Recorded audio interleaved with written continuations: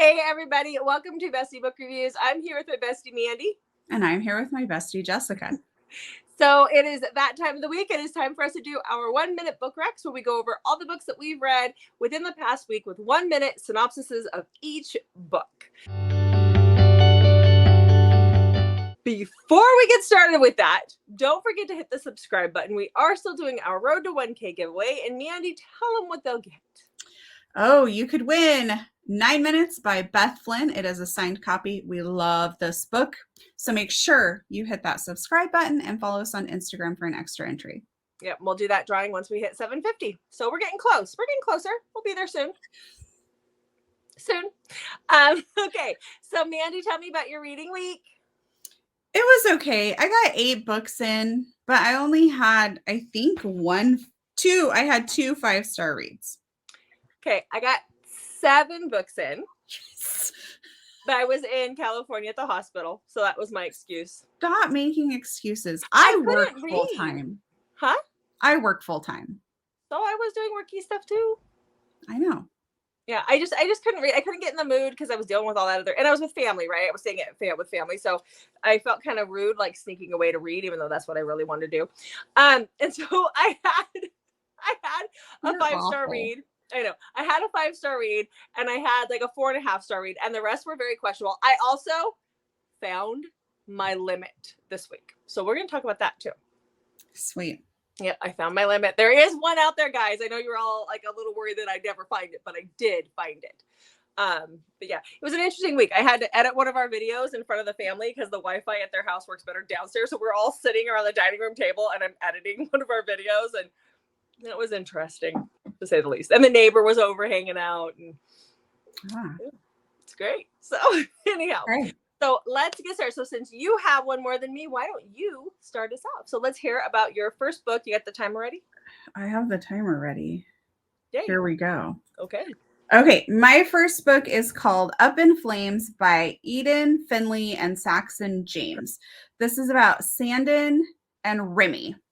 And Remy and Sandon, they all work there. Sandon is an EMT, Remy is a firefighter, or maybe I have that backwards. I don't think I do though.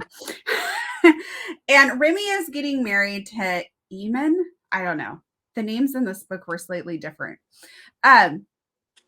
So Remy is standing there waiting for his groom to come down the aisle, and he doesn't show up. So Sandon has to go and tell him, hey, we can't find him. He's gone. He left and never came back.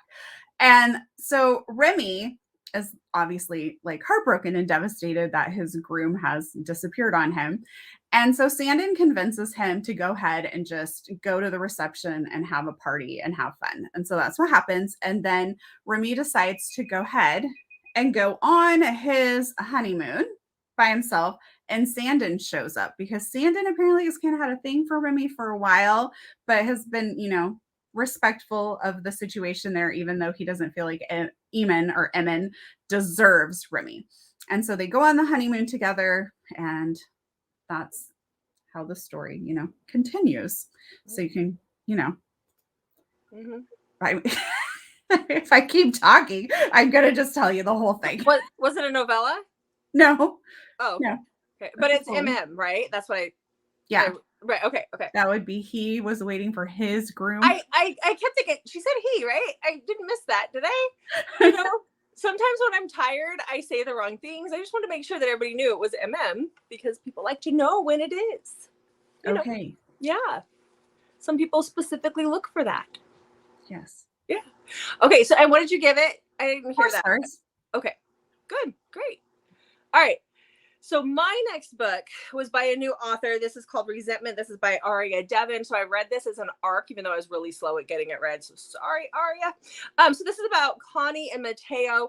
Connie is 30 years old and she has lived at home. She's kind of like her dad is in organized crime. She's a little bit of a mafia princess kind of type situation, although it doesn't necessarily say that it's mafia. It's a crime family of some kind.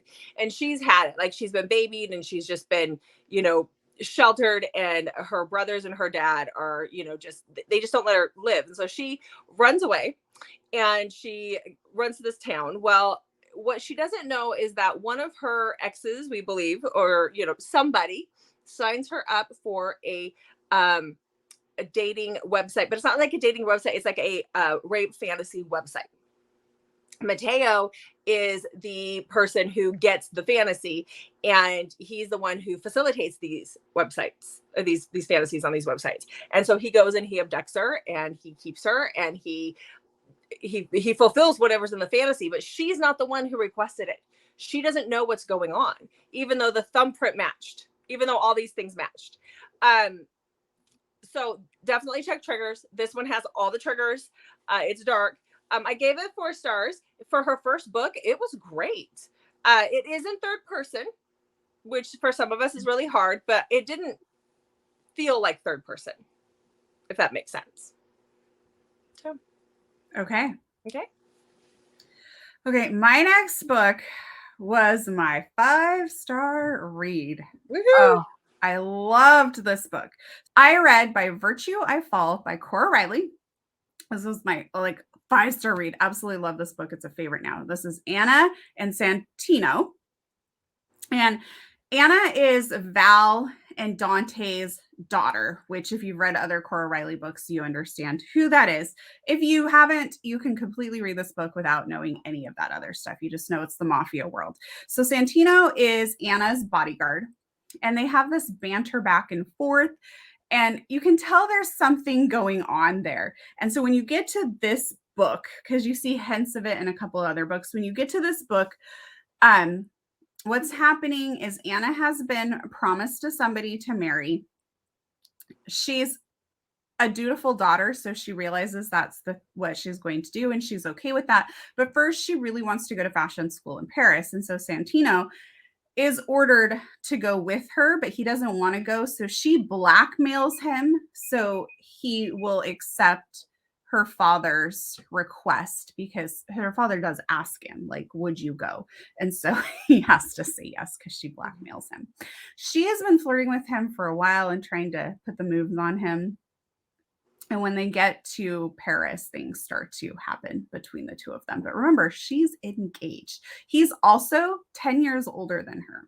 So, I was going to say, how much older? Because in other books, when I pictured Santino, I pictured him as an old guy. So, no, he's not an old guy. He's only 10 years older than her. So he's 28 when so he's young. When they go to Paris. But people, so this is what I don't understand. This was I love this book so much, but I love age gap. I love a little bit of that forbidden aspect with the bodyguard. Right. And so I noticed it was I think it was 3.9 or something on Goodreads. And I'm like, why do her books get beat up so much? So after I read it, I went and looked at specific reviews that rated it low, and people were upset that they had a kiss when she was 17 and he was 27. And I'm like, it's fiction, people. Yeah, it's not real. I think, and I'm not going to go off on a tangent about that because I don't want to, but it's fiction. And I think sometimes we forget that. And I think a lot of readers do, because I see things like that quite often. For me, that does not bother me. Would that bother me if that was my 17-year-old daughter? Yes. But it's fiction. It's fiction. It's not real. And that's the takeaway from it. You can read it and enjoy it and not condone it in everyday life. I mean, that's okay. Well, and here's the other thing is I think the stories that we read that have the age gap where it starts off a little bit on the younger side, I could see if the guy is 27 and he's hanging out finding all the 17-year-old girls. Mm-hmm. That's not the case. He likes older women. If you read the story, you find that out. Yeah. So it's not like he's stalking the high school parking lot looking for underage girls. Right. They're close together. And in the mafia world, she's already been promised to marry somebody. And most of the time they marry at 18 or 19. So she's lucky that she's getting to go to school and do what her parents are letting her do.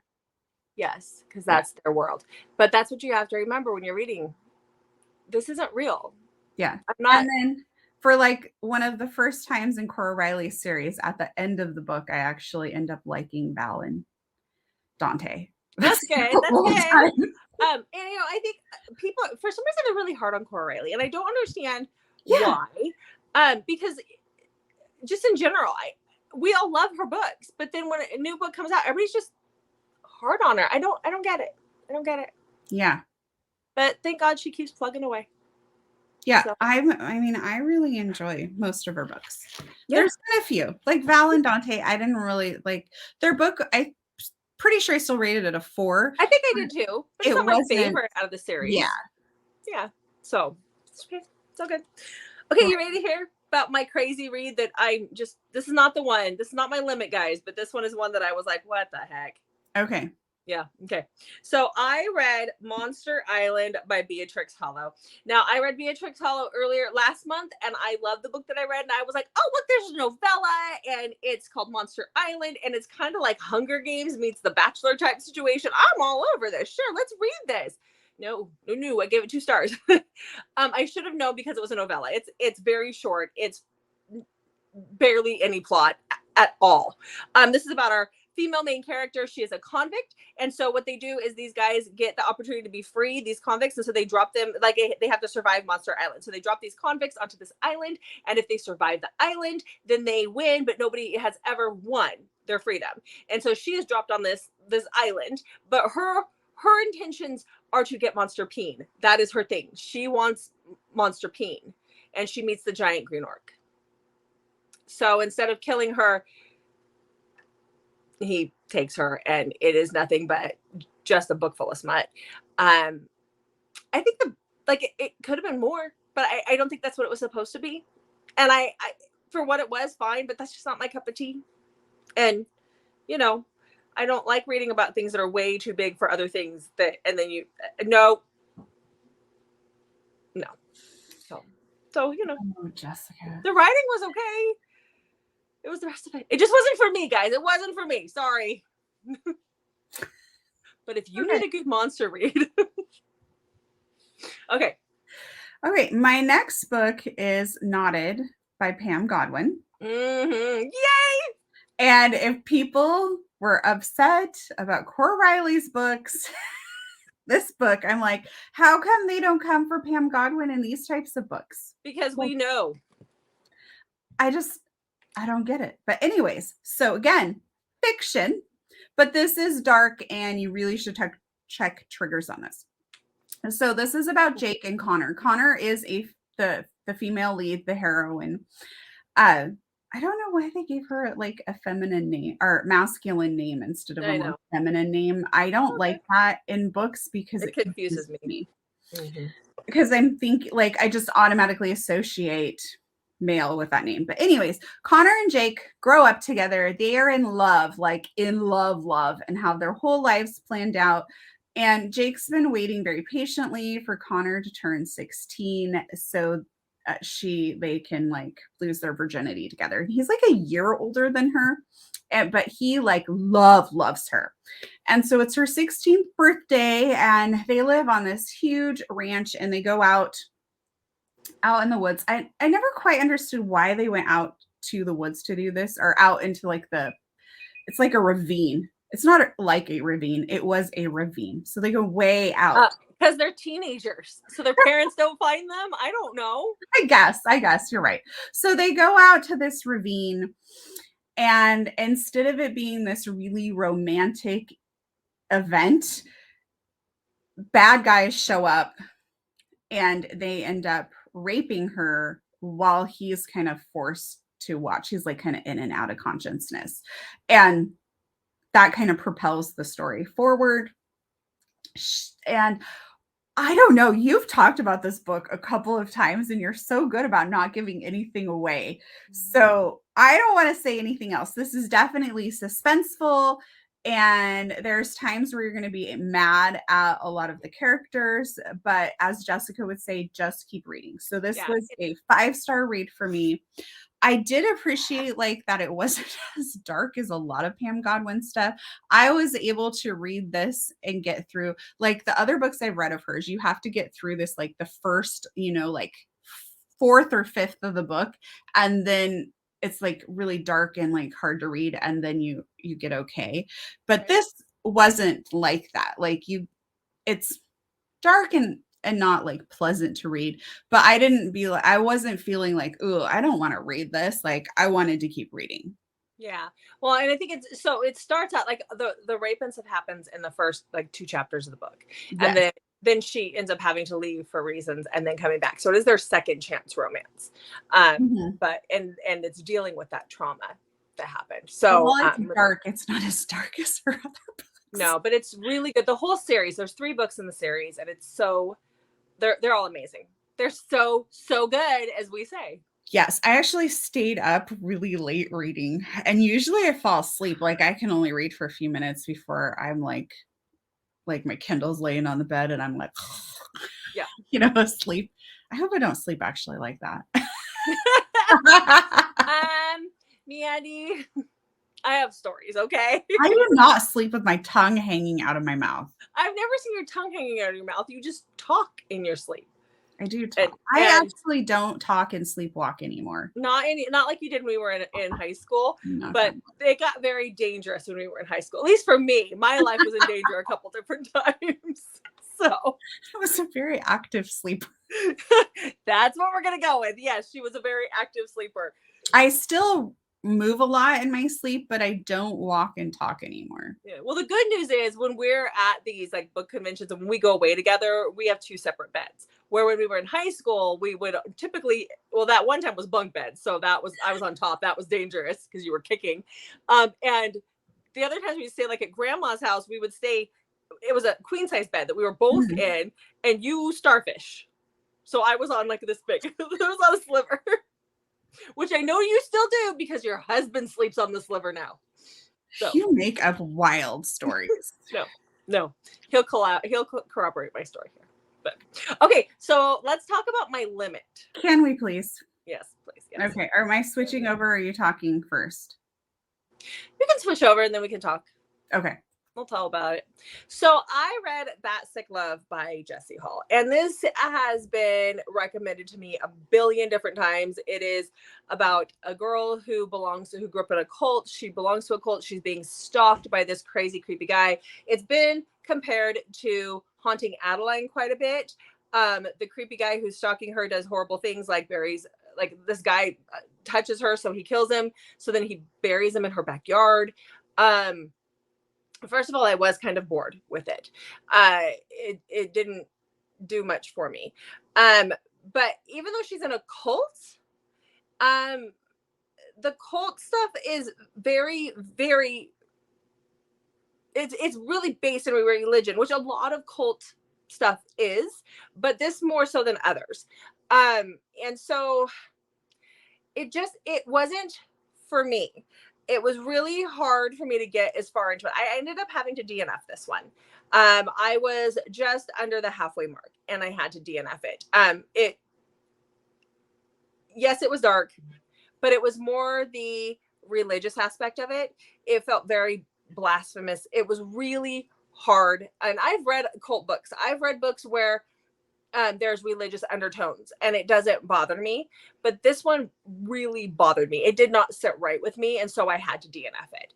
And I think that's an okay thing. Like we all have our limits, and if this is one of yours, then I wouldn't pick it up. But this was a limit for me. This just didn't sit right with me because it was just so like he would tear pages out of the Bible, which it's a book, so okay, probably not a cool thing, but okay. But then he would have her like worship me, I'm your God, and I'm like, this isn't this I don't like that. I don't like that. Yeah. So that was really hard for me. So for me, this didn't work. That's my own personal reason. It didn't work. So if it worked for you, that's great. But and I just really it didn't feel like Haunting Adeline to me. It just didn't have the suspense Haunting Adeline does. That's what people are comparing it to? Yes. Mm. It just didn't work for me. Will I try something else by Jessie Hall? Sure, because Jen from what's her channel? Bookmark by Jen. Bookmark by Jen. Oh my gosh, my brain is so slow. I just got I flew home yesterday. My brain's not cooperating. She loves what it is. What? That's me. You're getting old. I am not. She read another Jessie Hall book earlier this year that she really liked, and so I want to try that. This one just didn't work. So, it's all good. All right. So, your next book. My next book is Our Secrets and Scars by Macy Myers, and this is about Kinsley and Fletcher. This is a book in my quest to find the ultimate prison book. This starts off with Kinsley when she is 15 years old, or I think she's just about to turn 15. She was in an accident. We don't know what the accident was at first. She was just in this accident, which has left some scarring on her face, which has made her be like horrifically mocked at school. And she just feels very, very alone. And so her counselor suggests that she starts writing to like participates in a pen pal program. So she starts writing to this boy named Fletcher, who's, I think he's 3 years older than her, and he's in juvie. And she never asks him why he's there, but they write back and forth, and they just kind of form this connection in their letters. And then when Fletcher turns 18, he gets transferred to a regular prison, and then he gets released. Dun, dun, dun. This has some YA feels because, I mean, she's like almost 15 when she starts writing him. And then, I don't want to give anything away. It was good. It was a 4-star read for me. If you're not going in looking, I want the prison bad boy romance. Yes. And he wasn't necessarily a bad boy, but he has some pretty deep secrets. I have a prison bad boy for you. I have a couple of them. So when we do our prison rec video, you're going to be very happy, but I can't give them to you until after we do that video. Why? Okay, fine, but you can't use them. Oh, no. I have my prison recs done. I have my prison recs ready to go too. Continuing till if I find the ultimate bad boy prison book, I will bump somebody off my list. I think there's one that I think you might like that I realized I've read a long time ago. Yeah. So we'll talk about that. Okay. Okay. All right. So now my 5-star read. Let's talk about that. Okay. Okay. So when I was flying to California, I read King by S.J. Tilley. I like this one better than Nero. I think Nero was 4 stars. This was 5 stars for me. I really liked King. So this is about Savannah and King. So Savannah, when the book starts out, she's going on a date. This is the 3rd date with this guy that she's been seeing. She's not really sure about the guy. She's thinking she might want to break it off with him. She's a curvy heroine. I love the way she did curvy in here. She didn't really focus too much on the curvy aspect. But she goes to take a lasagna to a friend of hers who's had back surgery, and the date goes with her. She's not slept with this guy yet or anything at all. They get to the house, they go inside, and she's holding the lasagna, about ready to give it to her friend when she can tell that her friend has visitors there. And they walk around the corner, and it's King and King's sister. Well, King's sister is the wife to her date. He's married, and he is married to this girl, King's sister, and nobody knew. Like, she thought he was off at work or something, and it blows up in her face. Things happen. Then later that night, she goes to his apartment to get her keys. She accidentally left her keys at his apartment, and King is there, avenging his sister as organized crime lords do. And Savannah sees what happens. So King kidnaps her, takes her to his house, then forces her to marry him so that he can keep her safe and that she can't testify against him. So it is a captor-captive forced marriage. All about it. 5 stars. Loved it. Can't wait to read the next one. And we will see S.J. Tilley later this month. So I thought I ordered that book. You said you did. Well, apparently I'm a liar. You didn't? I guess I didn't. Because I'm like, this sounds really familiar. I think I ordered it. And I'm looking at my spreadsheet and I don't have it listed. Check your emails. You told me you did. If not, I ordered Nero, but I will be buying King when I get there if she has copies. So. Yeah, we had this conversation. Yes. Okay, maybe I'm gonna have to go. Okay. You have to go look. I will be investigating that little tidbit. I hate this chair. My other chair was really bad, so Jay bought me this one, and Yeah. it was nice of him to buy me a new chair, but it's not comfortable. Oh. He has this weird obsession with the state auctions. And that's so what he said. From the state auction. And I'm like, there's a reason it was an auction. Stop bringing me stuff from the auction. I know. Tell me about your next book. I'd be delighted to. I have to pull back up the timer because I was looking at my Love in Vegas screen. Did you get your Ashley Jade invoice? When did you get yours? Yesterday. Ooh, I'll have to go check my email. I don't know that I checked email very much yesterday. Okay. Let's try to read a book for today that I ended up scrolling on Facebook Reels. That was awesome. I showed Jeff. We both laughed. I laughed. Oh, it was hilarious. I watched it like 10 times in a row. Why? Did you not get it? Or you just were laughing? No, it was just so funny. That was friggin' hilarious. Yeah. Yeah, that was good. So we should tell them. So for those of you who are watching, the reel that I found that just made me laugh. I don't think I really watched it 10 times in a row, but it was so funny. So the lady comes up to husband or boyfriend and they're very close and she's got a bottle of water and she's like, what would you do if I was choking? And she takes a drink of water and he goes, I would pull back 2 inches and say, I'm sorry. My husband was like, yeah. Water all over. It was so funny. My husband was very proud of you for sending that. Oh, it was so funny though. And it didn't seem rehearsed. I'm sure it was though, but you watch those and they seem rehearsed. I don't know. I bet you the way he came back with it, it had to be. It was just way too. My husband's pretty quick about stuff like that. He could pull stuff off like that. So can mine. I can't. I have to think about it. I would be like, hey, remember 3 days ago when you said yeah. My new answer is exactly. Yep. Okay, let me talk about my book. Yes, please. Just keep rambling on. So my next book is Hot as Puck by Lily Valentine. Hopefully I'm saying that right.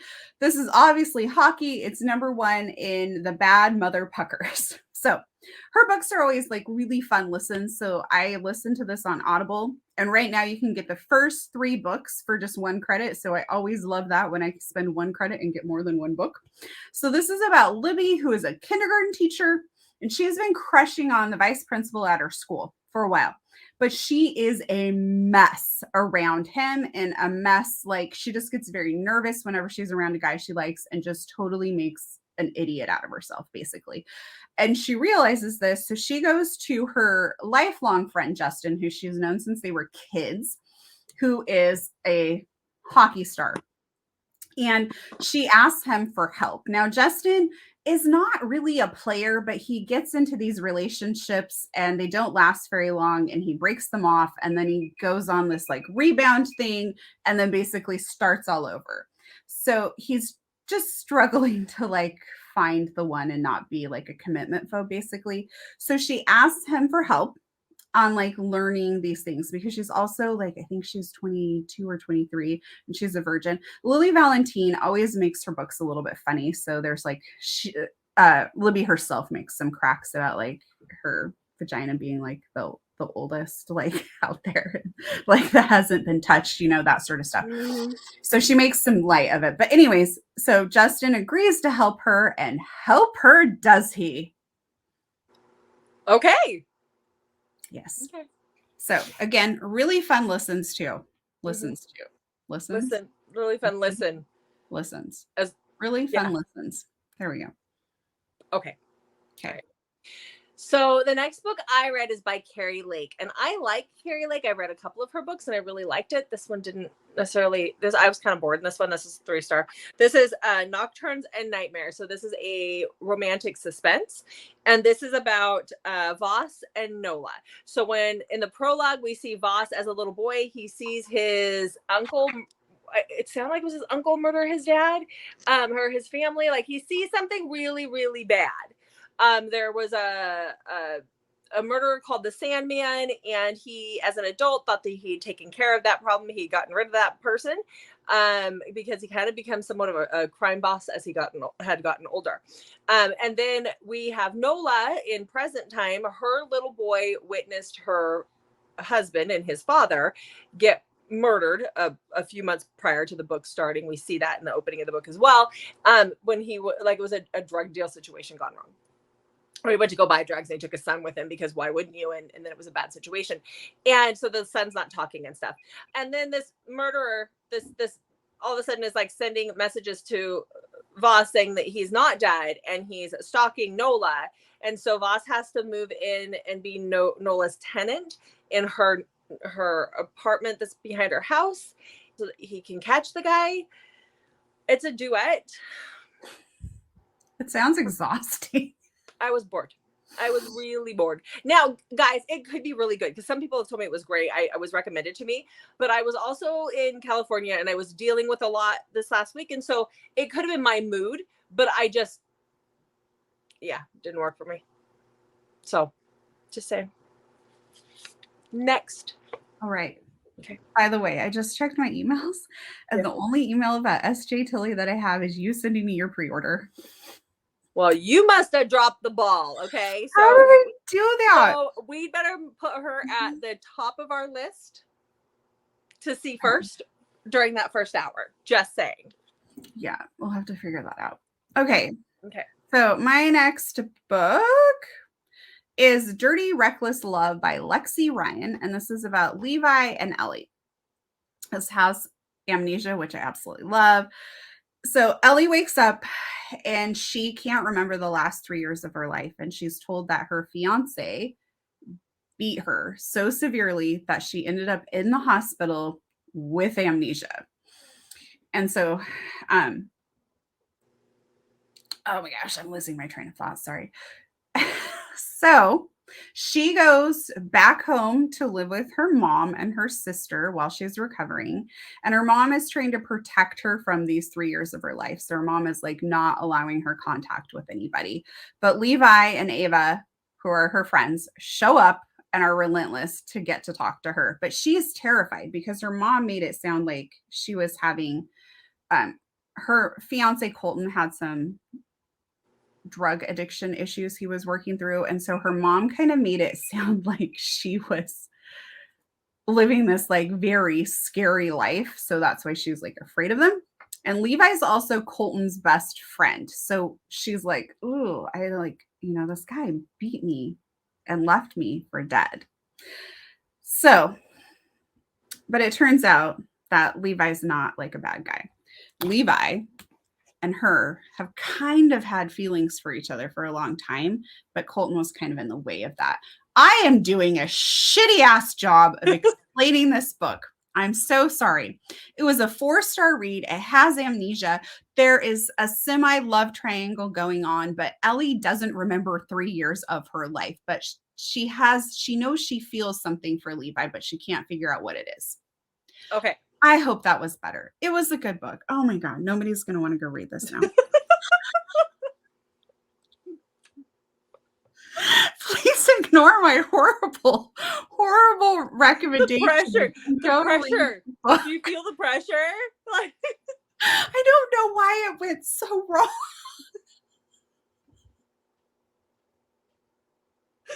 Oh, it's okay. I'm sure somebody will pick apart that mess. And please go read it. I think you did better than you thought you did.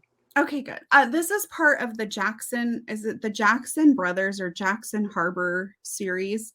And I've been reading all through this. Like, I'm not reading in order because why would you do that? Well, I don't know. That would make sense, but why would we do that? I've really been enjoying this series. Okay. So please go read it. Okay. Let me save you from yourself. Please. Yes, okay. So the next book that I read is a novella. It is a taboo, and when I say taboo, I mean taboo MC romance. So because it's novella, it is smutty, dirty the whole way through. But it is a stepdaughter, stepdad, stepbrother situation. This is about Michaela, and when the book starts out, it's her 18th birthday, and her stepdad and her stepbrother have forgotten her birthday, and her stepdad is the president, and her brother is being groomed to take over the job as being the president. And so they feel really crappy because they forgot her 18th birthday. And so she tells them that what she wants for her birthday is to become one of the club hoes, the club horrors, as they call them. And what? Yeah, why would you want that? But okay. And they say absolutely not. And then they decide that like they give her a little like overnight to think about it. And then the brother comes to her and says, okay, fine, we'll initiate you. Then he takes her to the club where he and his dad initiate her, and then they make her the brother's old lady.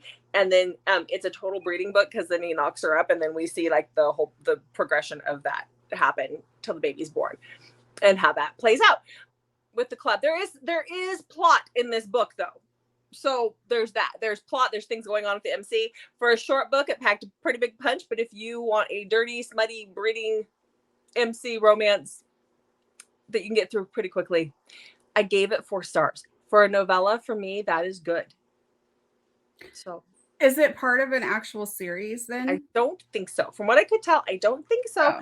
I wouldn't mind it actually being it. But this was really all about knocking her up and all that jazz. So but it was it if you're in the mood for that, that's for you. I don't know that I was in the mood for it, but I got it. So you're always in the mood for breeding. I am, except I couldn't read this on the plane because the way they have Alaska Airlines has their new things where you sit your tablet up on the seat in front of you and read, and my daughter could see it, and at one point she was like, I set it up there. Well, because I was listening, because what I ended up doing was listening to a different book while I was reading along, so it highlights it when you do that, when you do the listen and the read thing. And so wait. You said you were listening to a different book?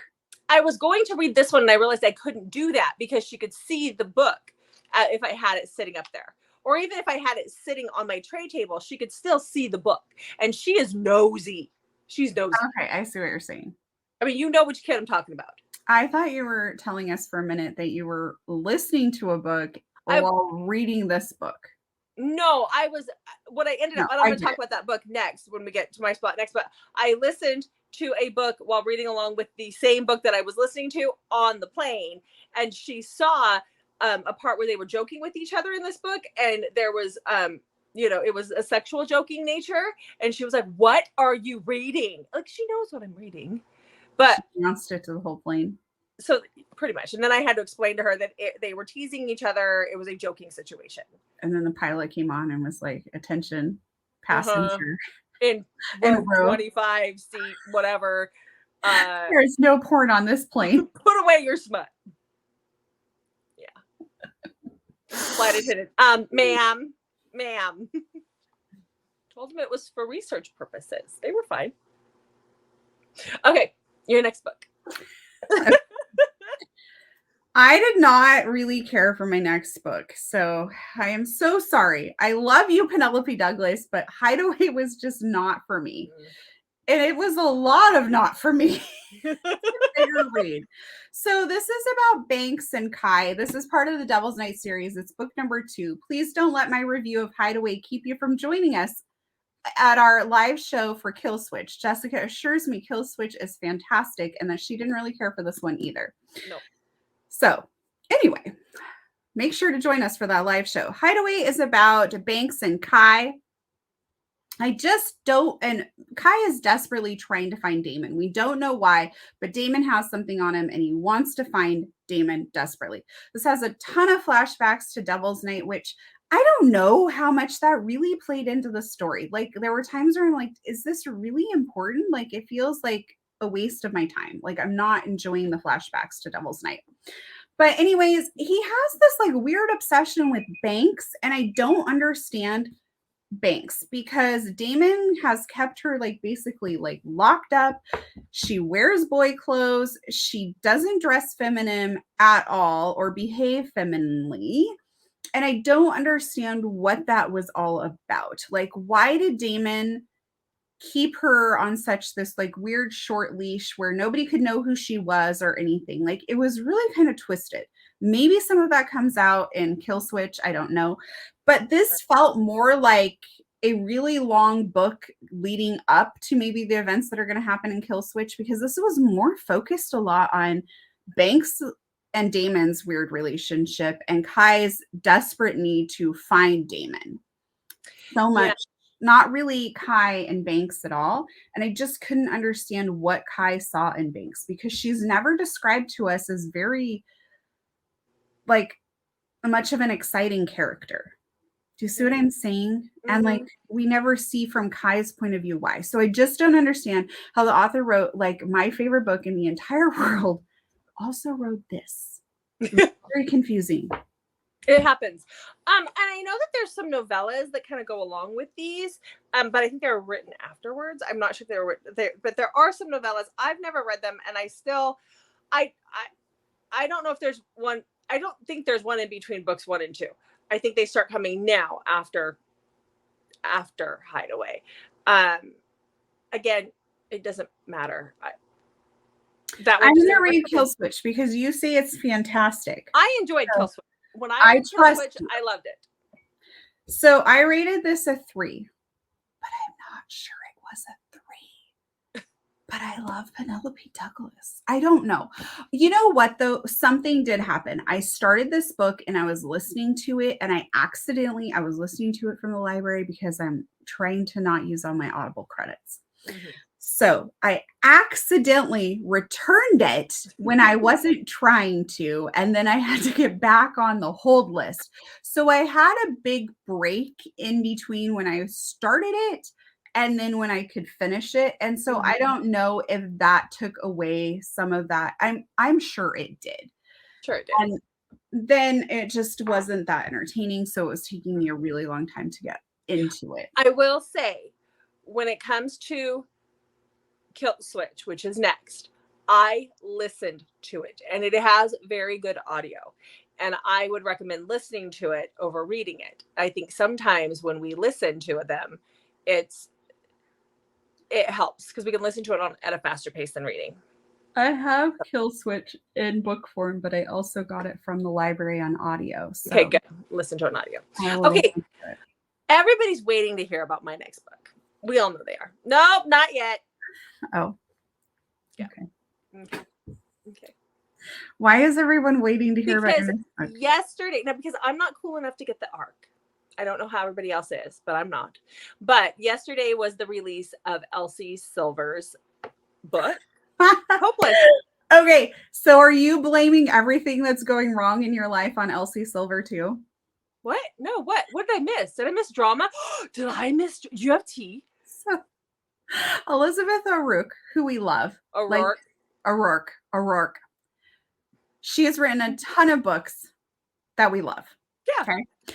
She is supposed to be, or she is now at Readers Invade Philly or something like that. Book signing. Okay. And apparently she was supposed to be packing. This is in her newsletter. You have to sign up for a newsletter. It's funny.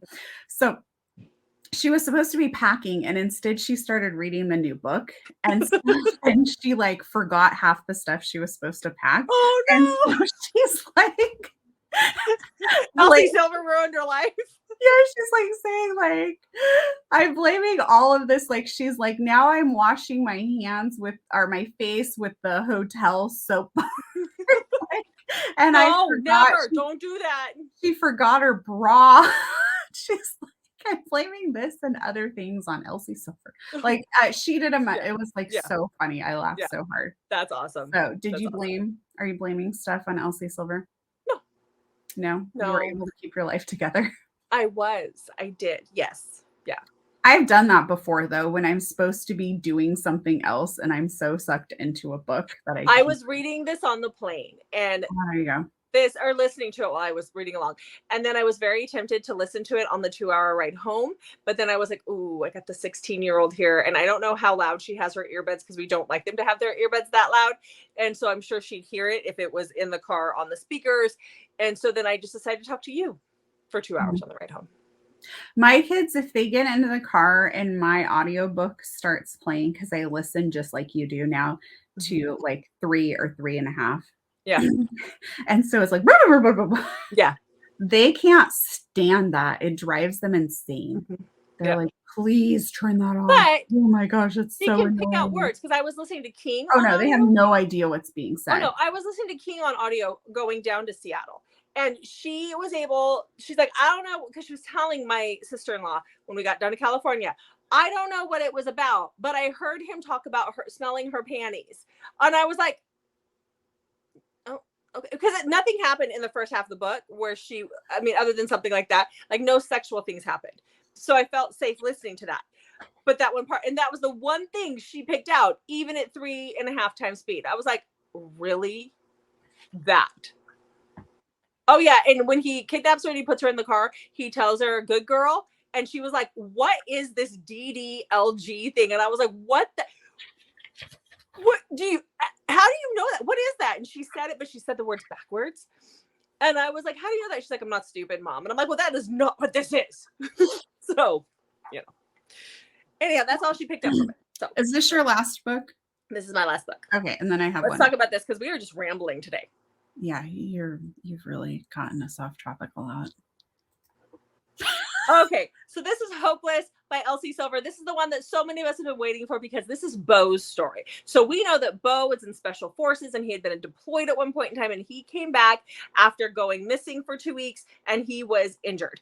So he has PTSD. He's a grump. He wasn't as grumpy as I thought he should have been in this book. I just want to put that out there. He wasn't as grumpy, but that's okay. I still gave it 4.5 stars. I still enjoyed it. So Beau is back home and he's working the ranch, even though he doesn't really want to be. He's got scars all over his feet. He's had skin grafts and stuff from his time being, living in a cave for 2 weeks. And we have Bailey, who has grown up in town. Now her family is the pariahs of the town. They're drug addicts and they steal and they do horrible things, but she's a good girl and she just wants to get out of town and she wants to go to school and she wants to make something of herself, but she can't because her last name hinders her. And so Beau has this fascination with her. It's an age gap. He is in his 30s and she's in her early 20s. And so he has this fascination with her. He goes to the bar that she works at and he'll make sure nothing happens to her. He kind of watches her. He just develops this habit of doing this. And one night they start talking and she says that, it's her last name is what hinders her. And so he's like, you know what? I want to get my family off my back. You want to change your last name, even though I don't think that is actually a thing here, but okay, we'll put this to a test. So how about a bet? So they get fake engaged so that, so they fake engaged. It is a very slow burn, but it was very, very good. So you have, PTSD, a injured soldier, and you have a young, naive virgin hero, not just because of her last name, in a small town romance, fake fiance situation. And we still get to see all the characters we love from the other books. So it was great. It was 4.5. Not 100% sure if it was 5. I think the second book, Kate, is still my favorite. So, okay. Kate and Willis. Yeah. So yay. So that's it. I'm done. I'm out. Your turn. Okay. My last book is another book from the Jackson Harbor series by Lexi Ryan. So hopefully I can pull this together and do a better job. This is about Carter and Teegan. And Carter is a firefighter who has massive survivor guilt and hero guilt. And the book starts off with him being auctioned off as a fundraiser with a bunch of other firefighters. And they know he's going to go for a lot of money because he was recently photographed rescuing a puppy from like the water. So he's like shirtless in the pictures, and the women have gone crazy. And he is struggling with a lot of survivor guilt, and he doesn't like being called a hero. Like it really, really bothers him. So he decides the best way out of this is to pull up his friend Teegan onto the stage and announce that they're actually dating, and it wouldn't be right for him to be auctioned off. So he'll just donate a boatload of money. So that is how the story starts.